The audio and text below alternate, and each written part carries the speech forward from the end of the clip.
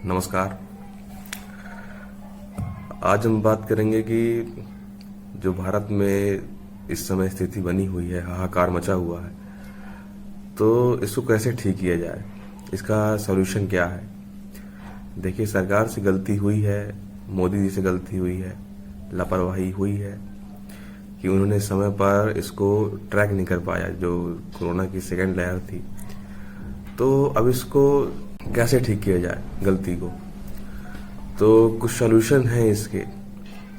अगर हम देखें तो सबसे ज़्यादा मारामारी हुई है ऑक्सीजन के लिए, बेड्स के लिए, और वैक्सीनेशन तो चल ही रहा है, उसकी रफ्तार धीमी है लेकिन चल रहा है। तो सबसे पहले सरकार क्या काम करे, मोदी जी को ये अश्योर करना चाहिए कि ऑक्सीजन की सप्लाई राज्यों में मतलब एक्स्ट्रा में दी जाए। जितनी मांग है उतनी मत दी जाए, एक्स्ट्रा में सप्लाई करवाई जाए, क्योंकि अभी नंबर ऑफ केसेस बढ़ने ही वाले हैं। तो पेशेंट भी, कोरोना पेशेंट जो भर्ती होंगे हॉस्पिटल में, वो भी बढ़ेंगे। तो इस लिहाज से ऑक्सीजन की सप्लाई एक्स्ट्रा में ही करवाई जाए, क्योंकि जितना ऑक्सीजन स्टोर में रहेगा उतना अच्छा रहेगा। अभी हमारे लिए ऑक्सीजन की डिमांड, सप्लाई अच्छे से होनी चाहिए, अधिक मात्रा में होनी चाहिए। दूसरा ये है कि जो डॉक्टर्स हैं और जो नर्सेस वगैरह हैं, अगर सरकार चाहे तो उनको भी, जो नए हैं उनको भर्ती कर सकती है इस सेवा में, क्योंकि जैसे कि नंबर ऑफ केसेस बढ़ते जा रहे हैं दिन ब दिन, तो जिस हिसाब से मरीज बढ़ रहे हैं तो डॉक्टर की कमी पड़ रही है। मतलब एक डॉक्टर कई सारे मरीजों को देख रहा है। तो इस हालात में अगर हम नए डॉक्टर्स अगर भर्ती करते हैं, नए स्टाफ नर्सेस वगैरह भर्ती करते हैं, तो ये मरीजों के लिए बहुत सहूलियत हो जाएगी। और जो डॉक्टर के ऊपर जो काम कर रहे हैं उनके ऊपर जो एक्स्ट्रा प्रेशर आ रहा है इतने सारे मरीजों को हैंडल करने का, तो भी कम हो जाएगा।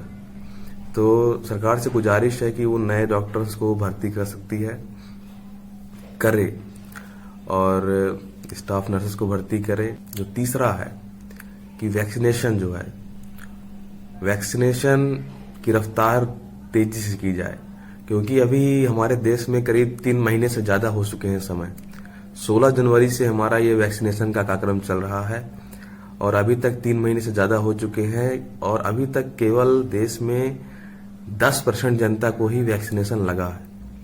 और 10% जनता में से करीब 3 करोड़ लोग वो हैं जिनको दोनों डोज लग चुकी हैं, और करीब 8 या 9 करोड़ लोग ऐसे हैं जिनको केवल पहली डोज ही लगी है।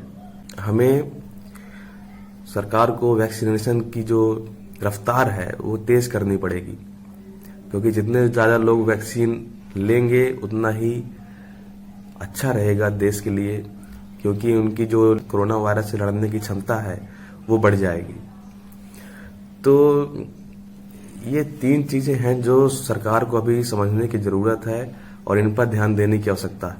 अगर इनको मजबूत कर लिया अभी कुछ दिनों के अंदर, तो जो क्राइसिस बनी हुई हैं वो कम हो जाएंगी।